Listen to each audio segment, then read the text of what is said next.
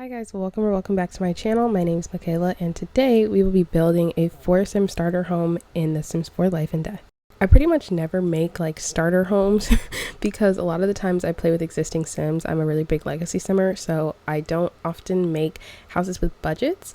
And if I do, it's not typically the budget that you get straight out to create a Sim. It'll be a budget that I like give to my Sim after they move out of their parents' house. And my Sims are more often than not, they tend to be celebrities or they just have made like a boatload of money. So this I thought would be like a fun sort of challenge for me because I never have to limit myself on money, but also I never really have to limit myself on packs. I think most simmers typically don't limit themselves on packs. You know, you paid for the pack, so you typically want to use it. But I feel like I've gotten a bit spoiled on using all of the packs that I own, and with the new expansion pack coming out, I just wanted to see what I could do, you know, stretch my creative skills, and also test the capabilities of the pack. How does it stand alone and how does it work with just the base game alone? Like, I know it works really well with vampires, it works really well with Get Together. Like in the first speed build I did using Life and Death, I ended up using Get Together doors on the inside, which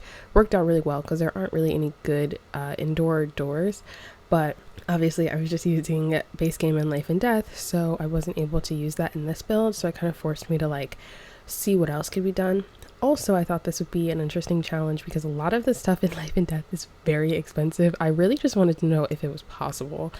Honestly, if I tried to do this for just like 2 Sims or 1 Sim, I don't know if it would be possible or if we'd be able to even use the stuff from Life and Death, because a lot of this stuff is very like regal and therefore expensive. I will say the shape of the house that I chose lended itself to being much more expensive. Having the flat roof instead of doing a roof that like is free definitely costed more money because we had to put tile up there. That fence is expensive. We ended up putting that fence around a lot. So I definitely didn't make the most budget conscious choices on the exterior, but I found an inspo pic on Pinterest and I really liked how it looked and I wanted to make it. So I'm actually really proud of myself that I was able to make this particular shape of house with the budget that we had, because it was not easy. As you can see with the roof, we do a lot of just like little finagling because there was this particular, I didn't follow it really that closely. I followed it mainly for the roof, but there was a particular house on Pinterest that I just really liked and I wanted to make, and I thought it would be pretty. And it ended up being a little big to be a starter home. This is actually a 3-bedroom house, which is kind of wild, but also it meant that the roof was going to be expensive. I also added that little bump out on the side to give it some more shape because, I don't know, Sims houses don't really look that good when they're just a square. So the one thing I kind of had to compromise on though with building this house and using that inspo pic is that in the actual reference picture there is a roof on all 4 sides of it, but there's also windows on the front of the roof, and I thought that looked really pretty, but given the limitations of The Sims, I could not do that, so we kind of just had to cope. I think it still looks good. I think having that balcony space in the front like kind of makes up for not having windows up there, and I don't think it looks bad. But I did spend a lot of time just kind of figuring out the roofing and how it should look. So like I said, this is made for 4 Sims. However, I feel like you can fit a lot more Sims in here because this is a 3-bedroom house. There is an office space in that little bump out downstairs. So technically, if you wanted to fit like 2 more Sims in here, you 100% could. So technically it's made for a toddler and then either a child or a teen, and then 2 parents. The child and the teen share a room because I wanted to make sure we had space for a computer and like an office space. So you can turn that kind of flex room into anything you want. If one of your Sims is an artist and you want to do that, like really anything you want in that flex space. But there's also a good amount of living space. There's definitely space to put another computer elsewhere if you wanted to make that into another bedroom. So this is a 4-Sim starter, but it's very much affordable and easily changeable if you have more Sims than that. And if not, you just have a lot of space. Now that the pack's been out for a couple days, I'm curious of everybody's opinion. Like, are you kind of getting sick of it? Are you done with it already? Are you still playing it? Have you not got it yet? Do you plan on getting it? I'm really curious because I was not sure how I was going to feel about this pack.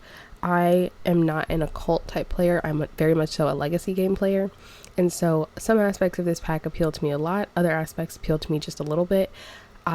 Because I've started making videos on The Sims now, have sort of branched out into doing more fun, like whimsical gameplay than I typically do, even if it's just to make the video and then I go back to my regularly scheduled legacy gameplay. I am currently making a video where we give the Grim Reaper an heir, and in doing so, we had to I'm playing with the Spectre household, so Olive had to kill her current fiance. Although she didn't do it, it was the crows. But we had to get rid of her fiance so that Grim would come, and then we seduced the Grim Reaper and had a baby. Technically we could have used Nyan, but he wasn't going to have the Grimborn trait, and I wanted to have that so that it just was authentic, giving the Grim Reaper an heir, you know. So I'm currently filming that. I wanted to have that video up for today. However, I have been filming that video for 4 hours now, trying to get to the top of the career, and so I fear, with it being Sunday still, that video is nowhere near done. I haven't even finished filming it, let alone editing it, so that will be coming later on in the week, to which I apologize. But that was a very fun video. That is a very fun video that I'm making, and it's forcing me to play with this career that I probably otherwise would not have played. Same thing with like the paranormal investigator, like ghost hunter career that came with paranormal. I don't know if I've ever actually played with that, or if I like played with it for a little bit, or if I just watched somebody play with it. I truly do not know. Because that's just not my typical style of gameplay. So I am really interested to just kind of explore more of the game now that I'm making videos on it. Like, part of why I'm doing this is just because I really like this game and it's fun. So if I'm going to be doing it anyway, I might as well be making content on it, and that's what I'm doing. So, but yeah, so far I have been playing this game for many hours, like exclusively with Life and Death, and I still have not seen everything. In playing with that, like giving the Grim Reaper an heir in my free time, in my spare time when she's like not at work, and I'm not so much recording that part, I will do some of the like Ravenwood things, like we went to a little festival, or going into Morningvale and talking to Alice's tree. Like, there's a lot to do in this pack, honestly. So given how many hours I've been playing this game so far, and I haven't even scratched the surface of everything there is to do, I do think that that is a good testament to how much content really comes in this pack. Like, it feels like a fully fleshed out pack. So I don't know, I think it does a good mix. Typically I feel like the packs we get are either like expansions on something, or they're like an additional new feature. Like, every pack, so to speak, has their own additional feature, but like, think like Wedding Stories, which I know is a game pack, or like For Rent, the big thing is having apartments. We already have apartments. It's the ability to build apartments. So the big thing is very integrated into the game. You can use that in any world. You can use that all the time.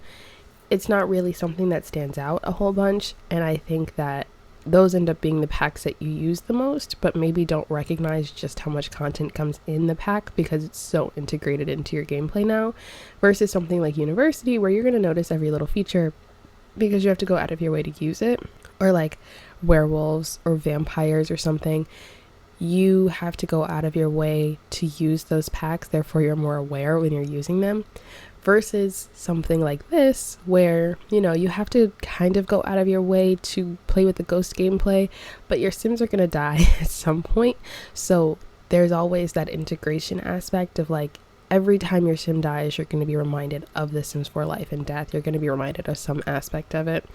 Now the Soul's Journey is very integrated into the gameplay of the game.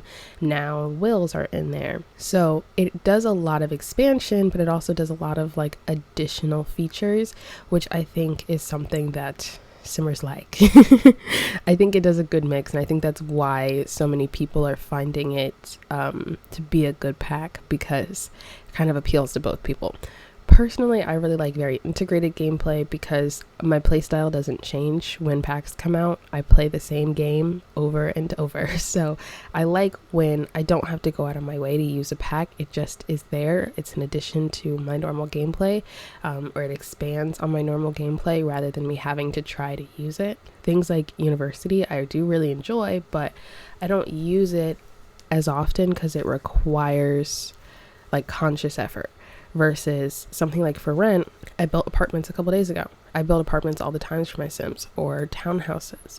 Something like, I'm like forgetting every other pack we have. Something like Get Together, actually. A lot of Simmers really love Get Together because it's so integrated into the game that you use it so much more than you think. The club system is really good. The club system is really, really helpful whenever you have any sort of gathering of people and you want to kind of corral them. I use clubs all the time, creating those groups. I use clubs. We used to use it for online dating. Clubs are really good for just making friends, making your Sims know people. Like, clubs are so much more beneficial than we thought they would be. Having them go to the clubs, Windenburg is a really, really good world. Having them be able to go to these nightclubs and dance and DJ is super fun. Anyway, I've rambled on for far too long. I hope you enjoyed this video. If you did, don't forget to like, comment, subscribe, and I will see you all in my next video. Bye, guys.